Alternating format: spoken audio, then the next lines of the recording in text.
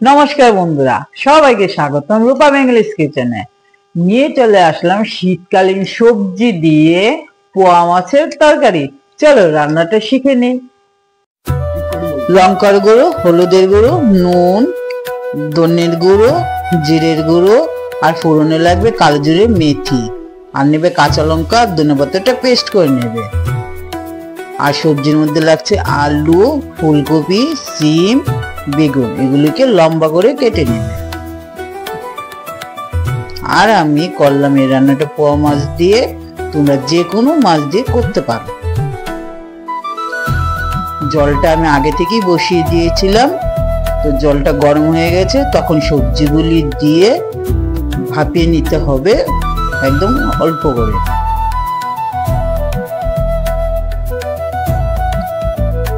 মনে রাখবে সবজিগুলি যেন অল্প ভাপানো হয়, যেন বেশি সিদ্ধ না হয়।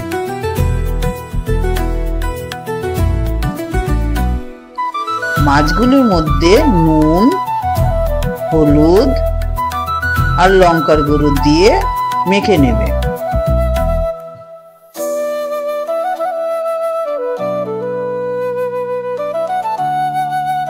এখানে সবজিগুলো জল ফুটে উঠেছে আর সবজিও বয়েল করা হয়ে গেছে। এবার সবজিগুলিকে জল ঝাড়িয়ে নিতে হবে একটা ছাঁকনিতে।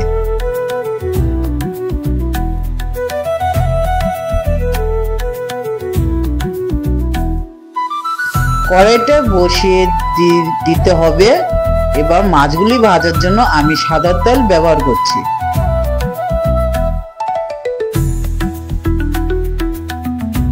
তেলটা ভালো করে গরম হয়ে গেলে মাছগুলি ভেজে নিতে হবে।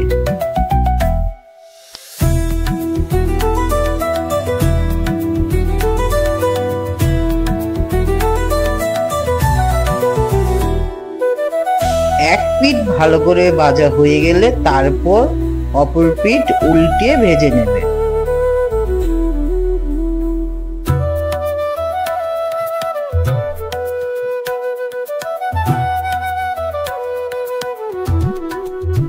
মাছগুলি নামিয়ে তারপর আর বাকি মাছগুলি আমি ভেজে নিচ্ছি।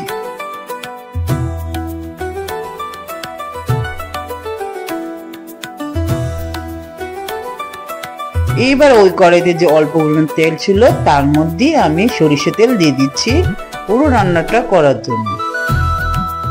এবার সরিষার তেলটা ভালো করে গরম হয়ে যাওয়ার জন্য অপেক্ষা করতে হবে।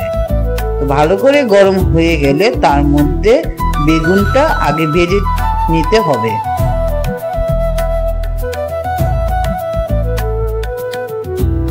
বেগুনটা যদি আগে ভেজে নাও তাহলে সবজি রান্না করার সময় বেগুনটা গলে যাবে না। বেগুনটা ভাজার সময় অল্প পরিমাণ নুন দিয়ে দেবে। চুলার আঁচটা সেই সময় পুরো বাড়ানোই থাকবে। বাড়িয়ে বেগুনগুলি একদম লাল করে ভেজে নেবে।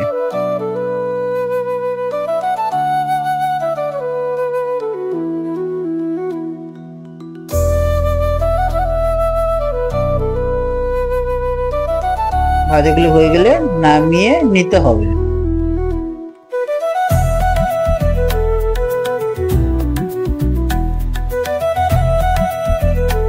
তারপর ওই তেলে দিয়ে দিতে হবে ফোড়নটা।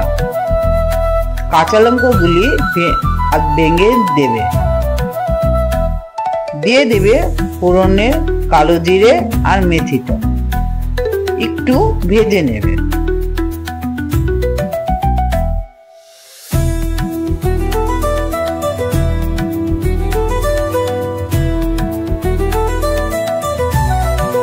তারপর দিয়ে দেবে আমাদের ভাপিয়ে রাখা সবজিগুলি। সবজিগুলি দিয়ে একটু নাড়াচাড়া করে দেবে।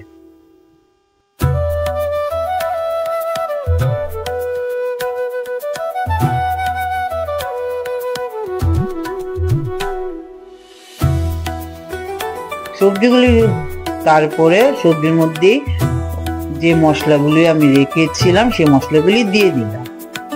আর এখানে মনে রাখবে যেহেতু ধনেপাতা দিয়ে আমি রান্নাটা করেছি, তাই আমি একদম সব অল্প পরিমাণ মশলা নিয়েছি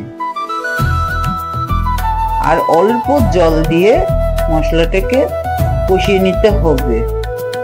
আর মনে রাখবে সবজিটা কিন্তু আমাদের আগে থেকে ভাপানো ছিল, তাই অল্প পরিমাণ জল দিয়ে ভাজবে।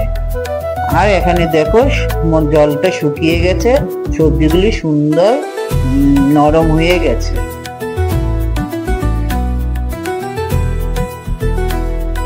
মশলাটা কষানো হয়ে গেছে, এই সময় দিয়ে দিবে বেগুনগুলি। বেগুনগুলি দেওয়ার পরে ভালো করে নেড়ে চেড়ে নেবে, যেন কড়াইতে ধরে না যায়।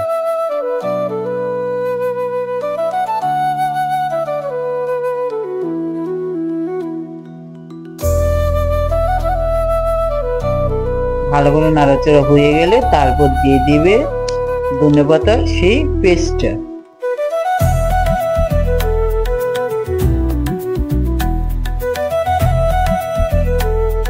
তোমরা যদি মনে করো ধনেপাতার পেস্ট ব্যবহার করবে না, চাইলে ধনেপাতাটা কুচিও নিতে পারো। তো যেহেতু শীতকালের ধনেপাতা তো খুব সুন্দর সেন্ট হয়, কুচিয়ে করলেও রান্নাটা ভালো হয়, আবার চাইলে পেস্ট করে নিলেও ভালো হয়।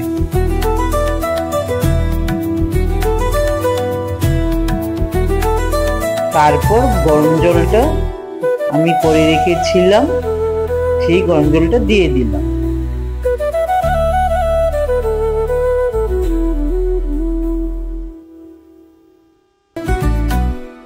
জলের সঙ্গে ভালো করে সবজিগুলি মিশিয়ে নিতে হবে।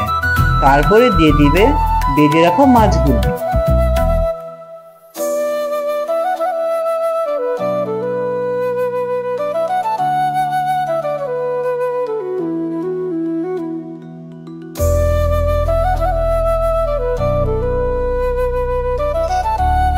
মাছগুলি দেওয়া হয়ে গেলে চুলার আঁচটা কমিয়ে ঢাকা দিয়ে সিম করে রেখে দিবে, মাছগুলি একটু নরম হওয়া পর্যন্ত।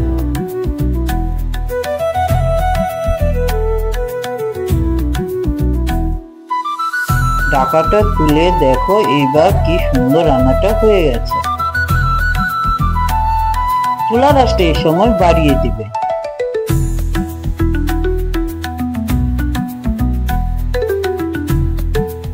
এখন এই রান্নাটাকে খুব সুন্দর সেন্ট বেরিয়েছিল আর রান্নাটা খেতে খুব সুস্বাদু হয়েছিল। গরম ভাতের সঙ্গে আমি খেয়েছিলাম, তোমরা একবার খেয়ে দেখো। তো আমার এই ভিডিওটা দেখে যদি তোমাদের ভালো লাগে, লাইক কমেন্ট সাবস্ক্রাইব করতে ভুলো না। আর ভিডিওটা দেখার জন্য ধন্যবাদ।